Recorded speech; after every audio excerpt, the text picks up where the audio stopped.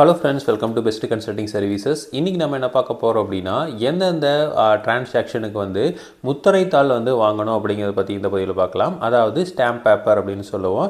அந்த முத்திரைத்தாள் எதுக்கெல்லாம் வாங்கணும்னு பார்க்கலாம். ஃபஸ்ட்டு வந்து பார்த்திங்கன்னா சேல் டீட் அப்படிங்கிறது என்னென்னா, ஒரு சொத்தை வந்து இன்னொருத்தருக்கு விற்கிறீங்க அப்படின்னா அதுக்கு வந்து முத்திரைத்தாள் அப்படிங்கிறத கண்டிப்பாக வந்து வாங்கணும். அதில் தான் வந்து நம்ம அந்த பத்திரத்தை டைப் பண்ணணும். ஓகேங்களா? ஒன்று.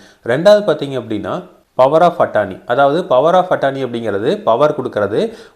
நான் என்னோடய நிலத்தை இல்லை என்னோடய சொத்தை வந்து நீங்கள் வந்து என்ன வேணாலும் பண்ணலாம், இல்லை வந்து அனுபவிக்கலாம், இல்லை வந்து விற்று தரலாம். இந்த மாதிரி வந்து ஏதாவது பவர் கொடுக்குறீங்க அப்படின்னா அதுக்கு வந்து கண்டிப்பாக தேவைப்படும். அடுத்து வந்து பார்ட்டிஷன் அப்படிங்கிறது என்னென்னா, நம்ம வந்து பாக பிரிவினை அப்படின்னு சொல்கிறோம். இப்போ வந்து ஒருத்தரோட சொத்து வந்து ஒரு 4 பேர்த்துக்கு இருக்குது, அண்ணன் தம்பி 4 பேர்த்துக்கு சேர்ந்துருக்கு அப்படின்னா இந்தந்த சொத்தை நீங்கள் வச்சுக்கோங்க, இதெல்லாம் நீங்கள் வச்சுக்கோங்க அப்படின்னு நம்ம வந்து பார்ட்டிஷன் பண்ணுவோம்.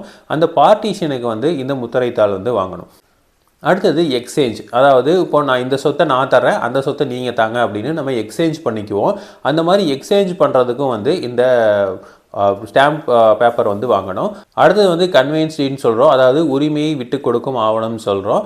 அதுக்கும் வந்து இந்த ஸ்டாம்ப் பேப்பர் வந்து வாங்கி அதில் தான் வந்து எழுதணும்.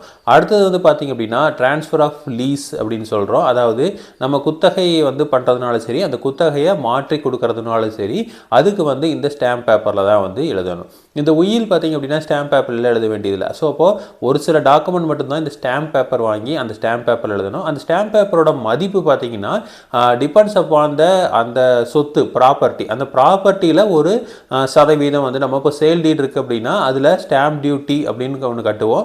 அந்த ஸ்டாம்ப் டியூட்டி பார்த்திங்க அப்படின்னா 7% வந்து வரணும். அப்போது அந்த சொத்தோட மதிப்பு 1 லட்ச ரூபா அப்படின்னா அதில் 7% 7,000 ரூபா வந்து நம்ம அந்த ஸ்டாம்ப் பேப்பர் வந்து வாங்கணும்.